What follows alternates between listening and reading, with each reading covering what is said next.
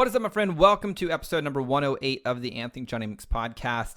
It's still hard to believe for me that this is episode 108, and this is the second year of the podcast. This is kind of crazy cool to me. Now, today I decided to bring you like a blast from my past. He's a guy who's created a profitable online business using affiliate marketing and affiliates to really help market his products and services.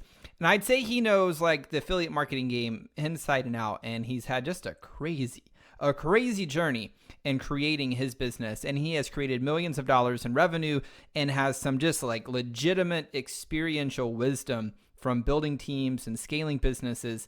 So if 2021 is your year to scale your online business and you're looking for some wisdom and some inspiration, sit back, relax, and enjoy the show. Welcome to the Anthony John Amick's podcast, the one and only podcast designed to help you become unstoppable in life and business. My name is Anthony John Amick. My friends call me AJ, and my goal with this podcast is to help you remember who you truly are so you can maintain your center in the chaos, embody your potential, and unlock freedom in your life and business. That being said, let's get into today's show. All right, welcome back. Now, today's guest is Matt McWilliams. He's an affiliate JV manager. He's a consultant and an online entrepreneur. He has experimented and he has failed a whole lot. Now, I'll tell you more about that in a second. But the good news is despite his failures, he stuck with it. You know what I mean? And he has created the life and business that he actually enjoys waking up to every single day. He has a blog that you can check out over at mattmcwilliams.com, and it'll help you just really make a lot more money as an affiliate marketer and also teach you how to leverage affiliate relationships to really maximize your income. Now, the guy has worked in small business and online marketing for like a long time, like as long as he can remember. And mostly because, let's be honest, like he'll even tell you himself, he just couldn't make it in a real job. Like the dude was fired 4 times, and his dad even fired him at the age of 23. He was even arrested at the age of 25 for just this boneheaded move of perjury while running for the local board of education at the age of 23 because like back then he was required to file regular campaign finance reports. And so with all of the immense wisdom that he had of 23 years of life experience, he decided to falsify like 7 of the reports due to poor record keeping. Now, thankfully, he was able to get off for admitting the truth, and he was able to do a lot of community service. And then by the age of 27, he found himself as an executive in this thriving startup, and that company happened to win the Best Business Award from the Nashville Business Journal that year. And by that year's end, when he was 27, they had 50 people working for the company, and he was personally responsible for leading a team of 12, and he had no clue what he was doing, and everybody knew that he didn't, and he eventually got fired from there as well. And so there he was in November of 2011, unemployed, brand new house, a 6-month-old daughter, a stay-at-home mom to support. And that was really like the moment that he resolved to never again be dependent on an employer for income or on others' approval. And he resolved that day to live life on his terms. And he's now just this a published author in the book called Internet Marketing from the Real Experts. And he's published countless articles in industry trade magazines. Now, before I bring Matt onto the show, I want to let you know about a free training I put together for you. It's all about how to rewire and transform your subconscious patterns in 90 days or less so you embody your potential and unlock freedom in your life and business. And you can gain immediate access to that training simply by going to trainingwithaj.com. There is like no opt-in. There's really nothing required. Just simply go to trainingwithaj.com if you want to learn how to take advantage of some of the unconventional wisdom that I found to embodying your potential and creating a life on your terms. Now, with that being said, let's bring Matt onto the show. Matt McWilliams, welcome to the show, brother. Hey, man. What's up? Good to be here, dude. Dude, it's good. It's good. I'm glad to see you. It has been 6 years, I believe, since you and I have talked, but it seems like it was honestly just the other day.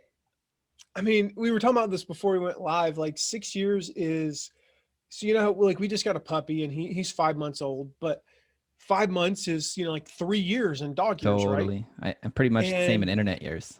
It's kind of 6 years is like 40. It's like my lifetime. I'm 41. It's my lifetime ago in internet years, which is just true.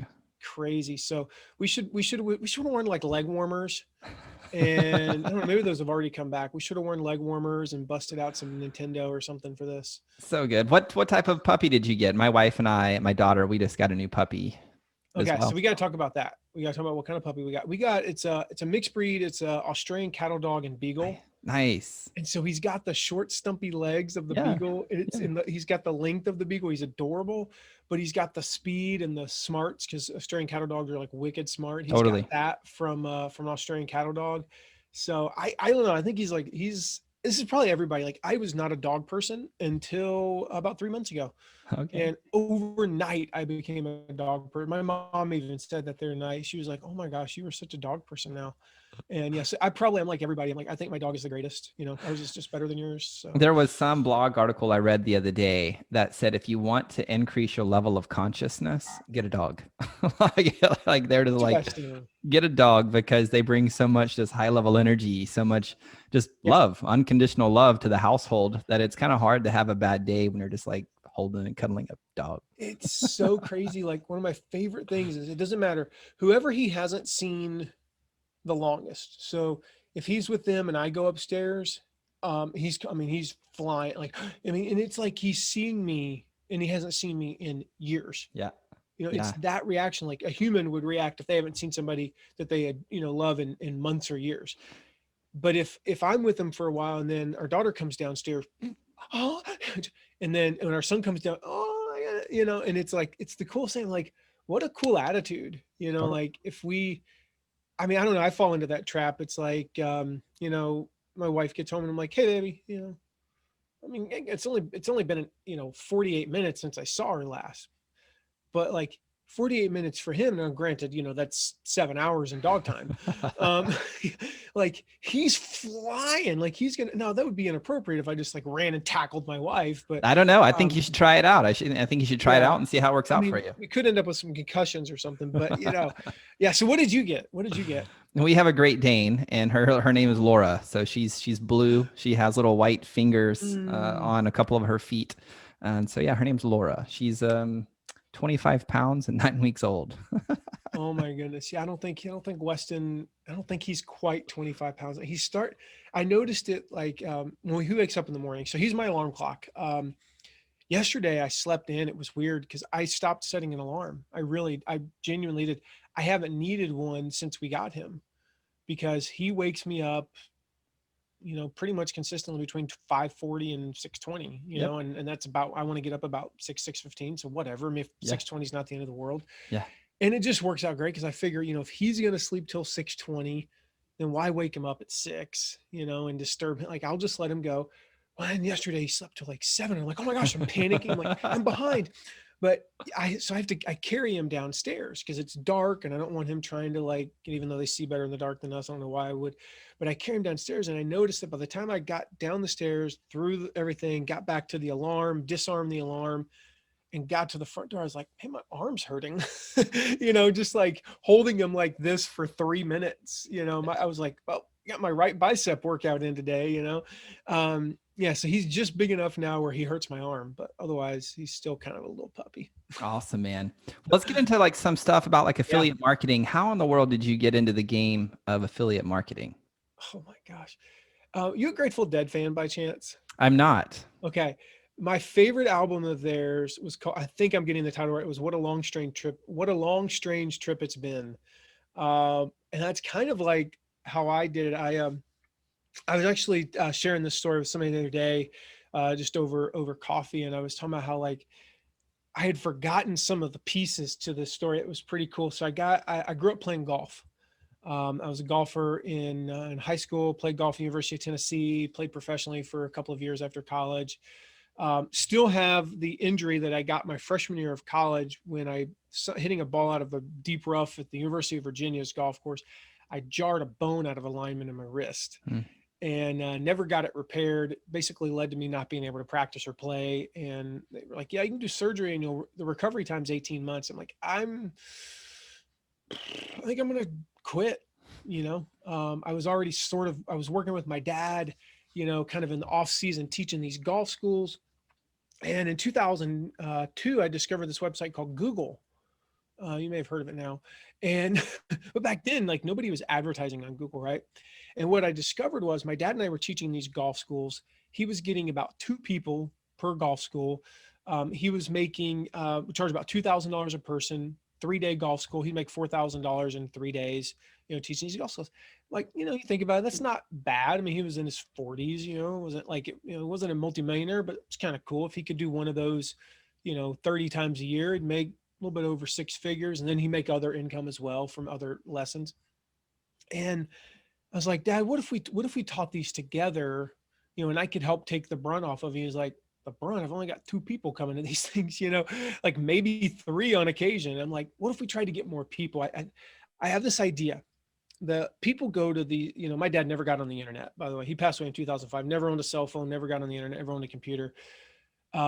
Ironically though, I learned some of my best online business lessons. If we have a chance, I'll share some of those. But anyway, like people go to these things called search engines, and they type in words. I'm like trying to explain it to him like you'd explain to like you'd explain to your grandmother how to set up her iPhone for the first time.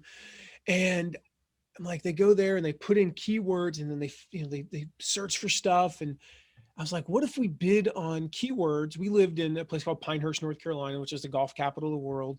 What if we put in like Pinehurst Golf School? And like nobody was bidding on it.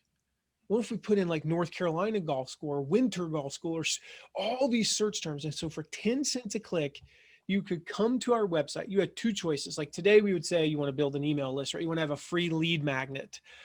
You want to get subscribers and convert them, right? You had 2 choices when you came to my website. You either paid me $2,000 or you left. That was it. I would not recommend that in 2020 or 21 for the record. That would be ridiculous. But those are your 2 choices, 2002.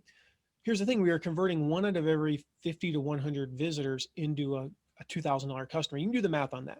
Let's say it's 100 people, 10 cents a click. It cost me $10 to acquire a $2,000 customer. And I very specifically remember, AJ, I don't know if you remember the show Ally McBeal.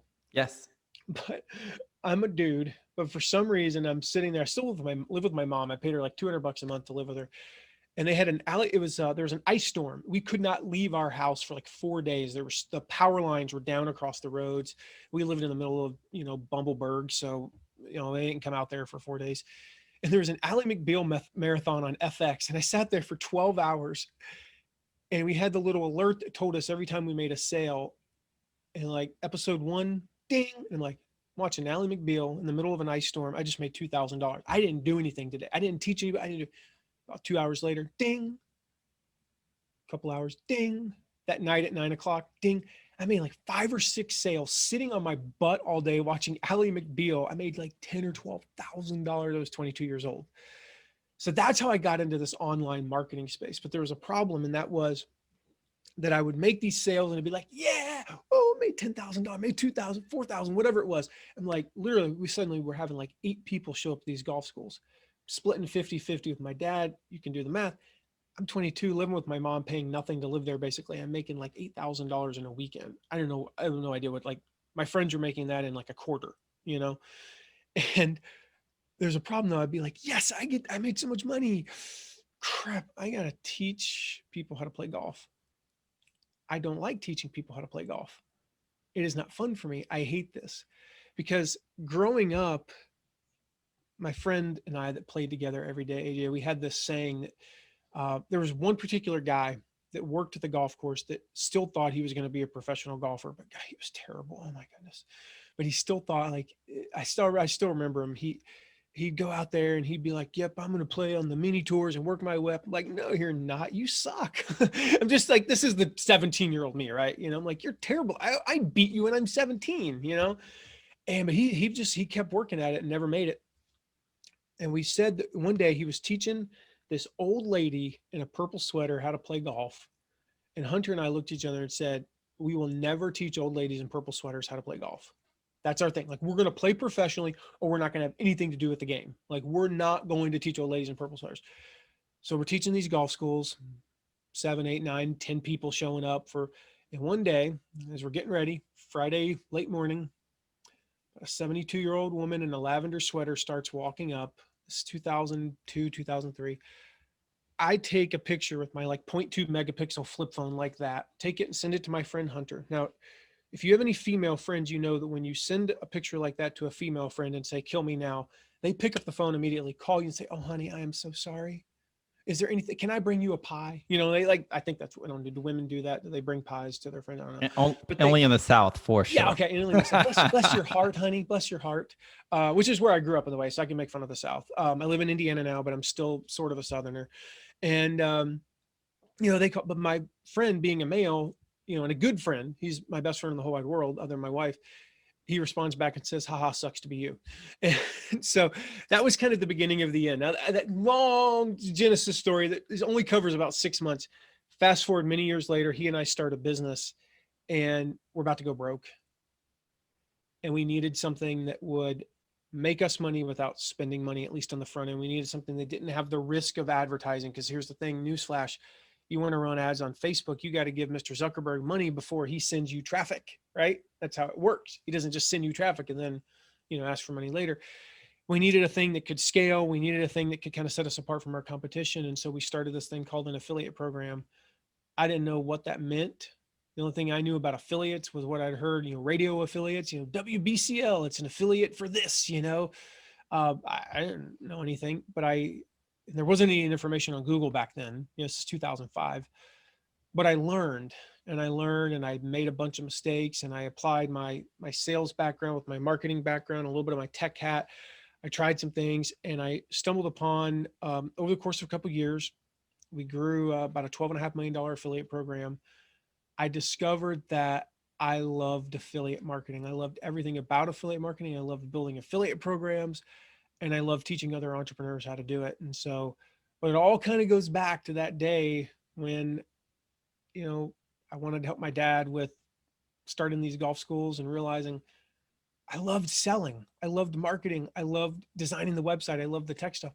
Gosh, I hated teaching golf, and I was the world's worst golf instructor. So it all goes back to that. Nice. So you mentioned that you did 12.5 million. What keeps you motivated? Like, it's like, here's why I asked that. If somebody's like listening to this and they're newbie, they're going to hear the story and be like, dude, $8,000 in a weekend, great.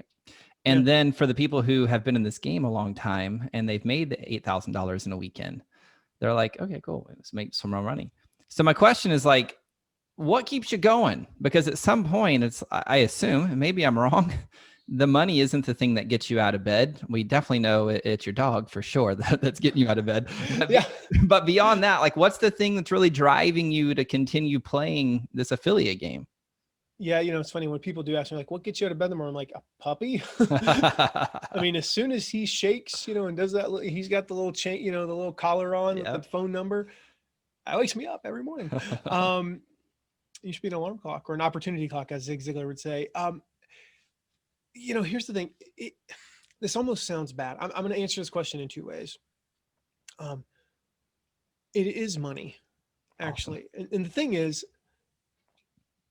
nobody wants to say that. And like, as you were asking the question, in my mind, I'm like, this is like the total transparency hour here. The tape that was playing, I was born in 1979, so I still call it tapes. People today would never call it that, would they? Like, the MP3 that was playing in my mind, I don't know what they would say, the tape that's playing in my mind is, do I tell the whole truth and nothing but the truth? Or do I tell the part where I leave off the part where I say it's money? So I'm going to get to the other part in a minute, and the part that, like, is what I'm supposed to say. But so on this show, we don't go into what you're supposed to say. There is what you say, period. Yeah, exactly. And so it's money. Awesome. is the thing. And here's the reason. Money is the only scorecard that I have. I work with, over the past year and a half, I've lost 88 pounds of fat. Like, I used to look like I got stung by a hive of bees, and I don't look like that anymore. The reason is I work with a coach, and there are all sorts of metrics you could use. How far can I run? I can run a lot farther. I can run 7-8 miles now without dying. How much weight can I lift? Well, I can do 250 push-ups and not, I'll be a little sore the next day, but I'm not going to puke. When I first started, I could do like 40, but the ultimate scorecard is the scale. It's literally that's the scorecard. If I went down something this week, I won. If I went up, I failed. Is it the end all be all? Of course not. Money's not the end all be all either.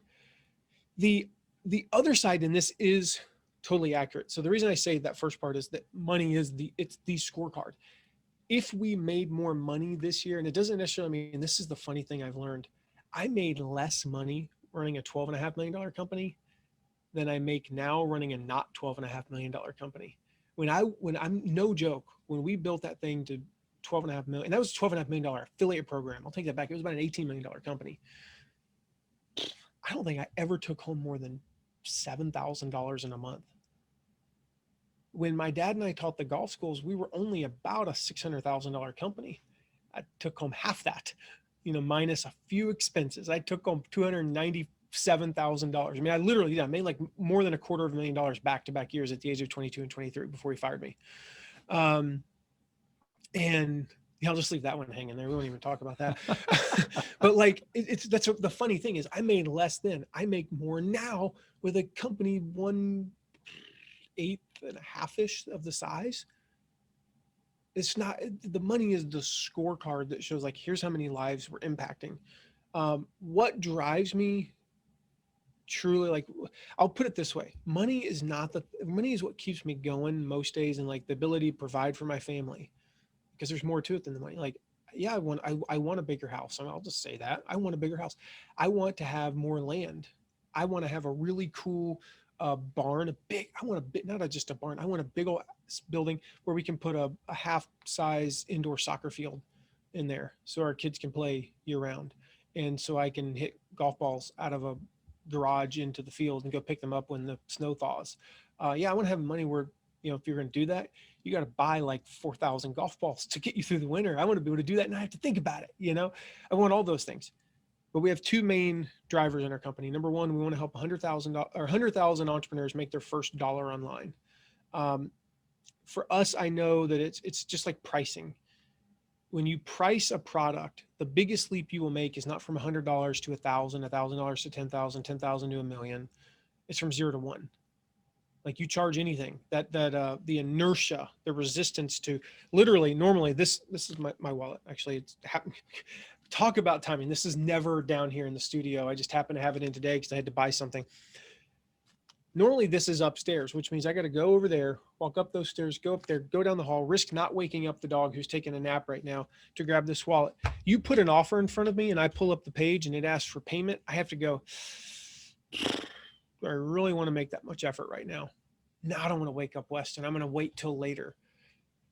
50-50 chance you just lost the sale just because I didn't want to walk up there to get my wallet. Now it happens to be right there right now. Boom, you'll make the sale. That 0 to 1 is the biggest thing in pricing. It's also the biggest thing in terms of mindset for business owners. You help them make their first dollar online. Here's a fun thing. It's usually not $1. Usually they'll make 7 or 22, or in my case, it was 588. I made 0, then 588, set the course for the rest of my life.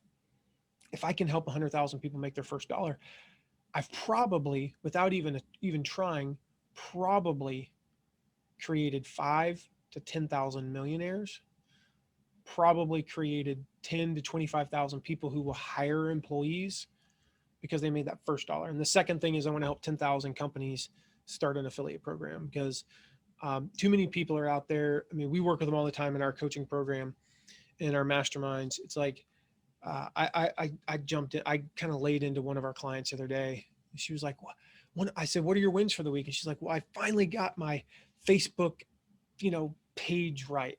I was like, how many fans are on your Facebook page? She was like 27 or 52 or whatever. And I'm like, do you know how many people see your post when you post them? She's like, well, it says about 5. I'm like, how much time did you spend? She's like 4 hours. I'm like, you spent 4 hours so 5 people can see your prettier Facebook page? That's a stupid way to spend your afternoon. You could have spent those same 4 hours reaching out to potential partners, potential affiliates, gotten one of them who will send one email promoting your one offer, make you $5,000. How much did your Facebook page get you yesterday? She said 0. So you wasted 4 hours. I was like, and I was like, stop messing with your Facebook page. Do the things that will make you money. So if we can help 10,000 entrepreneurs start an affiliate program, that's a win. So those are kind of our metrics. Ultimately, yeah, I mean, if we help enough entrepreneurs do those things, the money is the scorecard, because a lot of times we don't know, we don't like, we know there are people who will never report to us, hey, I made my first dollar, or hey, I started an affiliate program because of your podcast. But so money's the scorecard. How did you get to the clarity of you wanting to help 100,000 people make their first dollar online? Because I wanted to help 10,000. I woke up one day and realized that was not enough to keep me going. Awesome. How did you even get to 10,000? So my, I have a good friend of mine who shall remain anonymous, because I don't know if I have permission to share this, but, he and I were talking one day. He's in the online marketing business space, helps authors. And I said, trying to think of how to say this without giving, because if I say enough, then people kind of figure out who it is. And I don't know that I don't think he would mind, but I don't want to say his name. Basically he said that, he said people need a goal that's just past that point of like, that's easy, but not so big, of course, that you're like, holy freaking crap. It's like me throughout this journey of losing. It was like, if I just lose 1 pound, I mean, do the math. If you lose 1 pound a week for 52 weeks, and you don't have to be a math whiz to figure that one out. Newsflash, you'll lose more early on. And eventually it'll slow down to 1 and you're still going to be a winner. And so it's like, it needs to be something that's, achievable, but just enough of a stretch. And so for him, everything was 1,000.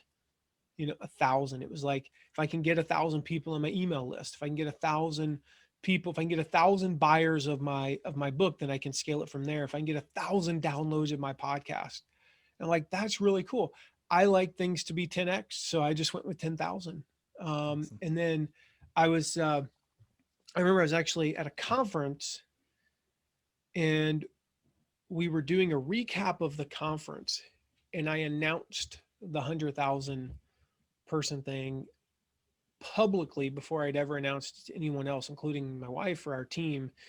And if you watch the video closely enough that I'm doing with one of the guys on our team at the time, when I said, I was like, and I remember, because he was sitting right here, and I was like, and as a company, we have a vision to help 100,000 people make their first dollar online. And so you see him, and he goes like that with his eyes, we're on video, so you can see it, but he has this look of like, yep, I'm agreeing with everything. Wait, what did you just say? Oh, okay, well, I'm not going to keep looking at you strangely, so I'll just nod my head again. And it was, it's the funniest thing. And I don't know if anybody like ever picked up on that. Like, you'd have to know it was coming to even see his facial reaction, but it was hysterical because, he was even like, holy freaking crap, that's intimidating. To date, here we are, recording this right before Christmas 2020. And to date, we've helped that we know of about 1,500. Now, we know there's a lot more that we don't know of, but the ones who've been through our course, one of the things we send when you join our course, No Product, No Problem, is we send out this mailing. That's actually an old fundraising trick that I learned. And it's just a sheet of paper, has a dollar bill paper clip to it. And the thinking behind this was, I know when I made my first dollar, so to speak, as a golf instructor, I got paid in cash. Somebody paid me $100 cash to teach them 2 golf lessons. Well, I got paid in 520s. I was not about to frame that $20 bill, because at that time I was not making $8,000 in a weekend. I was making, well, $100, for the month. And so I took that 20, put it in the cash register, pulled out a 10, a 5, and 5 ones, and took one of the dollar bills, and I framed it. You go to a restaurant, most restaurants, like local restaurants, have that dollar, right? Or that $5 bill, their first payment. We celebrate that. The problem is, when you're an online business, your first payment's a PayPal deposit. And there can be this disconnect between, that's real money. Like, ask me how much is in our PayPal account. I don't know, a few $1,000s. Doesn't even feel like it's there. Like, I'll log in once a quarter and be like, oh, we have a lot of money. I'll move some to our checking account, business checking account. I don't even think about it. It's not even like real money to us. So we mail out that dollar and we say, when you make your first dollar, I want you to put this somewhere. I want you to we mail them a certificate. I want you to glue this dollar bill to the certificate, frame it, put it up in your wall as a way of celebrating. So we have a collection of about 1,500 of these people who are, holding that picture out to the side that we know of. I'm assuming there's more. And we may never know exactly the exact number, but if we can get 100,000 people who hold that frame up, that's gonna be a huge win for us. Awesome. What's been one of your biggest like personal or business breakthroughs that you've experienced on the journey thus far? 2007, we were scaling the company, and I remember not my current company. This is my old company, and we had 5 departments. So this is early 2007. This totally changed by mid 2007 because of what I'm about to tell you. We had our IT department, our customer service, our sales department. We had our our like we call them talent department. It was basically kind of HR, but there's like 5 people in there that weren't just HR. There was some other stuff in there. So we had those 4 departments. And we had our finance department. All of those departments had at least 4 people. The one that didn't was the affiliate department. Now, the ironic thing is our branch of the company was responsible for more than 2/3 of all the sales. It was like 69% of the total revenue of the company came through me. And it was just me. And one of the things that happened that I realized, and I'd had an assistant that worked for me for a while, but my assistant didn't do things exactly like I did. And I was working with our customer service and sales team because we were a small enough company. I mean, you think at that time we were probably doing $10 million. $10 million company is still small enough that the 3 owners of the company, we were still heavily involved. Like we still were in on every interview. We knew everyone we hired. It was a 30-person company at the time, maybe. And I was involved in all aspects of the company, and I was meeting with the customer service team, and I was like, no, we have to do things this way. And if blah, blah, blah. And she was like, well, I did it this way and it didn't work. And I went, man, I was like, and I looked at somebody else. I was like, well, how much money did that cost us? And she was like, well, probably $1,000. And I was like, huh, that big of a mistake. And it cost us $1,000. I was like, let's look back. And I was like, who can name the most expensive mistake anybody's ever made? I was like, remember that time the servers went down for like 6 hours? And like, yeah, well, we shut off all the marketing and we did this and we did that. And I was like, well, how much did that cost us? Like $3,000. It's like, so the worst mistake anybody's ever made in this entire company cost us $3,000. And so it was this revelation that here's what I realized about working with other people and delegating and leadership. And fast forward and I'll tell you that in a second. Fast forward 6 months later, we had a team of 6 people in our department, and I was leading them very well. What I realized was half the time they'll do it exactly like I would because they don't know of anything else. They're going to just do it like I would. Awesome. So the other half of the time, if they do it differently, let's break that down. A third of the time, 50% of the time, roughly, it's not going to matter. They're going to do it a little bit differently, and it's just not going to matter. They're going to get the same result I would have gotten. Some percentage of the time, they're going to do it differently and get a better result. And every now and again, and this was my rule. We call it the rule of 3,000. Once every so often, they're going to screw something up, and the worst it's going to cost us is $3,000. It's probably going to be less. It's probably going to be 1,000, 500, 200, 0. They're going to make a mistake and screw something up so bad, and it's not even going to have an impact on the bottom line. It's going to cost us a couple $100. And so what I realized was I can delegate all this stuff. Like I can have them do everything, like literally almost everything. I delegated everything except for a few core relationships and then high-level strategic planning. And nobody ever made a mistake over the next couple of years. Nobody ever once made a mistake that cost us more than maybe $1,000, $2,000. And that was probably the biggest lesson I learned. It allowed us to scale. That's what allowed us to go from about a $10 million to an $18 million company. That alone, that one thing was my department was the bottleneck. We were the biggest, part of the company, but also we were the biggest bottleneck. And that realization that, just because other people aren't doing exactly like me doesn't mean they're doing it wrong. And even if they are, it's not that big of a deal. That was so huge for me. So good, man. So good.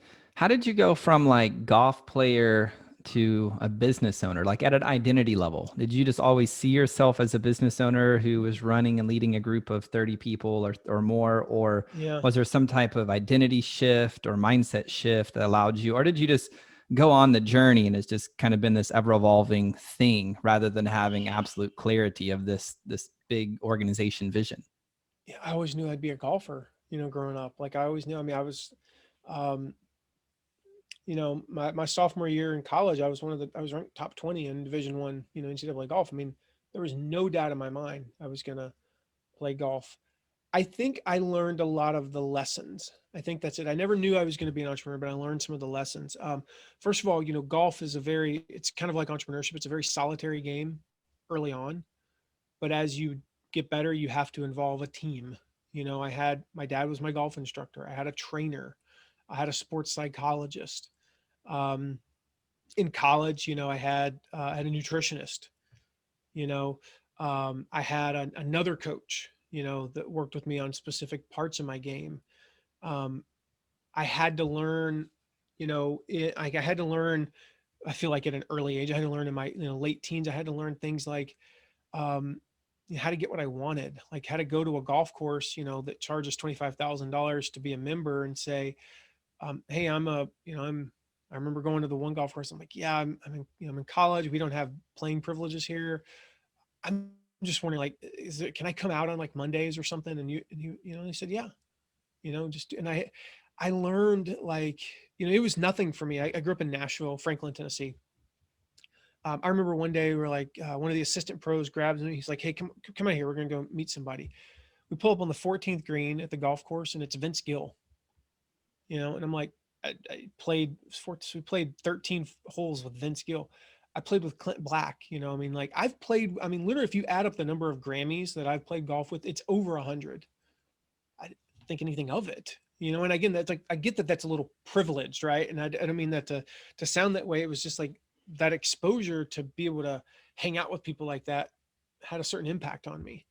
Um, I grew up around doctors and lawyers. I grew up around music executives. I remember one day, um, I was walking out to be with my dad.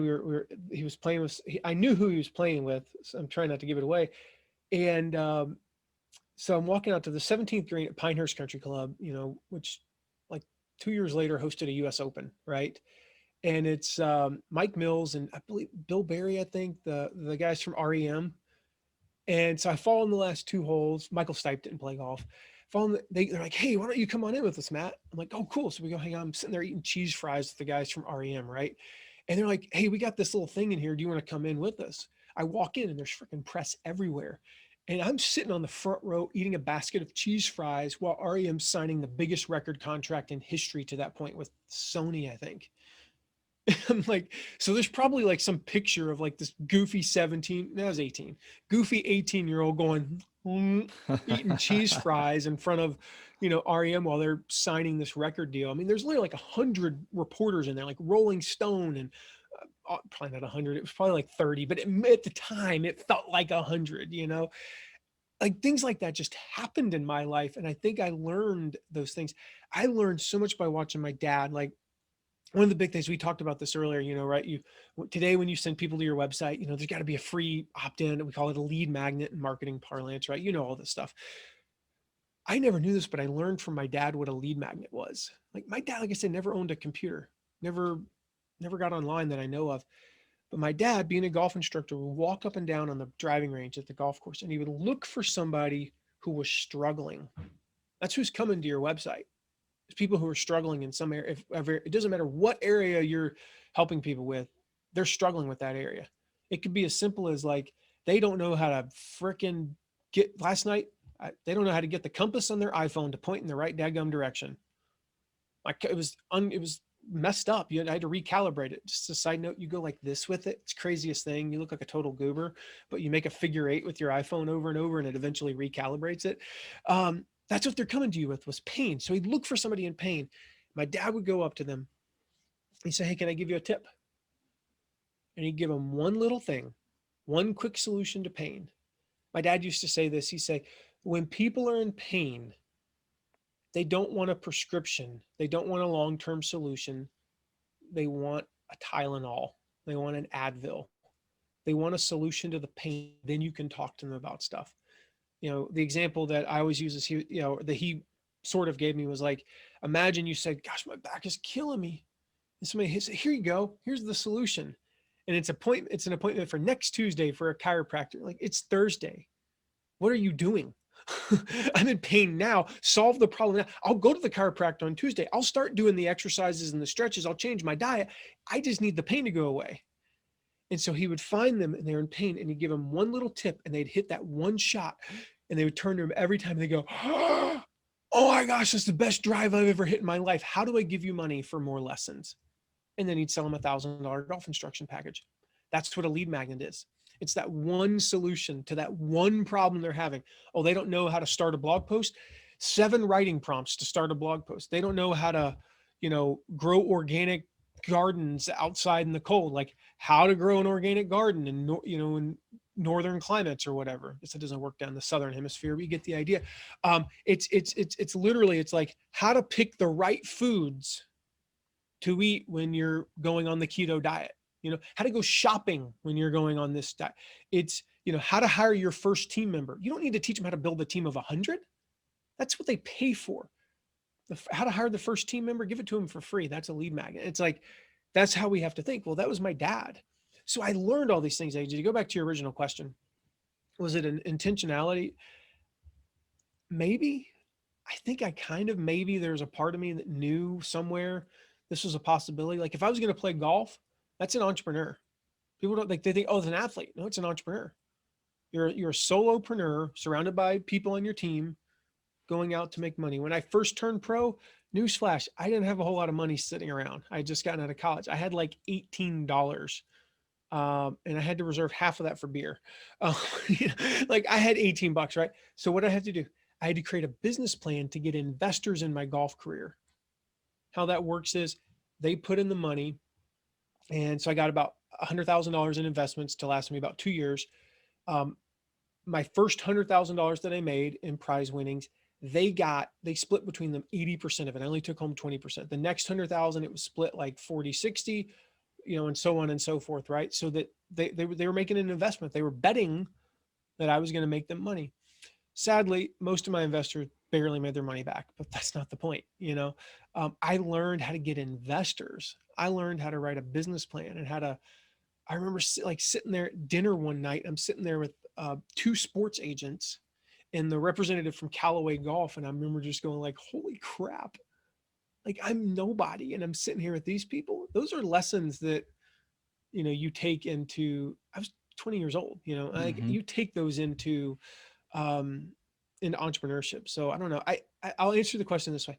I don't think I ever intended to be, but I was being molded. Awesome. I was being shaped. Dude, I have so many more questions for you, but I'll just ask you one and we'll kind of land the plane. So my last question to you. You asked me one question and I answer 6. That's what it is, If you could go back in time and give your younger self some wisdom that would help you collapse time and get results faster, what would you tell them?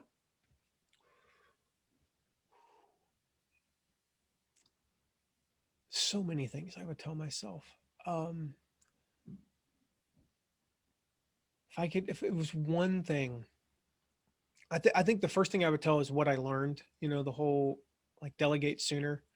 That's one. I've already said that, so I'll just leave that one there. I think if I could get myself to understand that at the age of 22 or 3 or 4, yeah, we did great. We built an $18 million company. We 3rd largest in our niche and all that.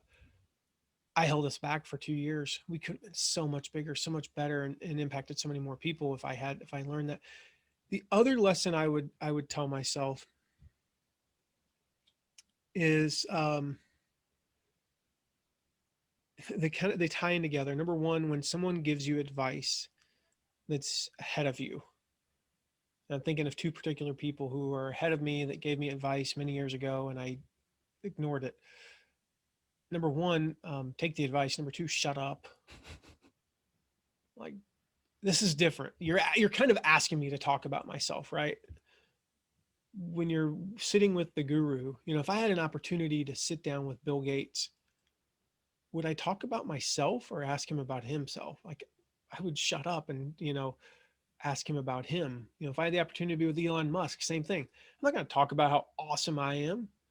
I'm not going to try to impress him. I'm just going to listen. I'm only going to be thinking of what can I get from him? Like, what can I ask him? Because there's nothing I can give him, probably, like at least, more than likely, buy him a cup of coffee and whatever.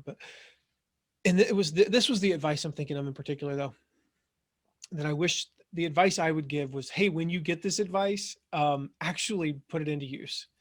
It's the best business advice I've ever been given, and I completely ignored it for years.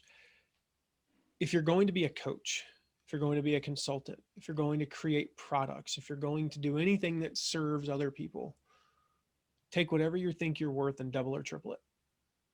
Because every single one of us undervalues our time and our expertise. I've been in the affiliate marketing and the affiliate, program management game for 15 years, almost going on 16 years. Memorial Day weekend 2005 was when I got into it. So we're going on almost 15 years now, I guess. When somebody pays me for 5 hours of my time, they're not paying me for 5 hours of my time.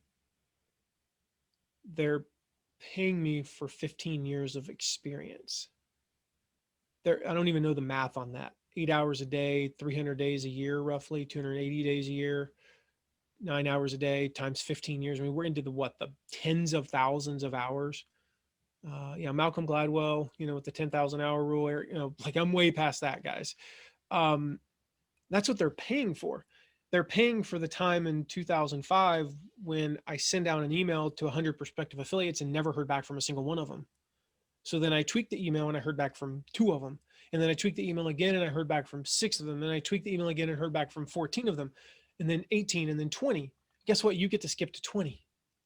It took me 6 freaking months to figure out how to get one person to respond. Well, you get to do it on day 1. What's that worth? Let me think. It would have been worth, that would have been worth what I charged for 5 hours, which is about $10,000. I would have gladly, I didn't have $10,000 at the time, but I would have freaking maxed out multiple credit cards to pay somebody for what took me 6 months to pay for. And so that's the thing. I would tell myself and I probably would tell everybody else, like, whatever you think you're worth, take it and double or triple it. Because when they gave me that advice, here's what I did. I went, what's an hour of my time worth? And I said, it's worth $150. And you know what I charged? Instead of, at least I could have doubled it, right? Or tripled it. I could have charged $300. I charged $150. I helped that particular client make an extra $500,000. They paid me $3,000. I helped them make $500,000 over the next year. If I had charged them 5 instead of 3 or 10 even, I mean, they still would have gotten a 50 to 60 times ROI. So yeah, that would be the advice I would give. Awesome, brother. If people want to learn more about you, they want to, learn how to run their own affiliate programs, or maybe they work with you directly to build their affiliate programs, where can they go? Yeah, man. Go to mattmcwilliams.com/AJ. Awesome. mattmcwilliams.com/AJ. I've got some free stuff up there that you guys can get in on, that'll help you regardless. If you're building a platform, whatever you want to learn affiliate marketing to monetize, or you're at that point where you're like, I got to start an affiliate program because that is the best way to ramp up your income and your influence. Either way, you can get both reports there, bud. Awesome. Cool, man. Well, thank you so much for being here, brother. Appreciate you. Thank you, buddy. Well, there you have it, my friend, Matt McWilliams, the first guest of 2021. I hope his story and insights have really inspired you in some way. And if it did, I would love to hear about it over on Instagram. Simply take a screenshot of you listening to the show on your device, share it over to your Instagram stories, and simply tag me at AJ Amix over on Instagram. Thanks for being here today, my friend. Until next time, I'm out. Peace. Well, that's all I've got for this episode of the Anthony John Amix podcast, but we have plenty more to help you become unstoppable in life and business. So head on over to ajamix.com for exclusive resources, information, and tools to help you break through to a new level of freedom, purpose, and success. I look forward to having you back for the next episode. Bye for now.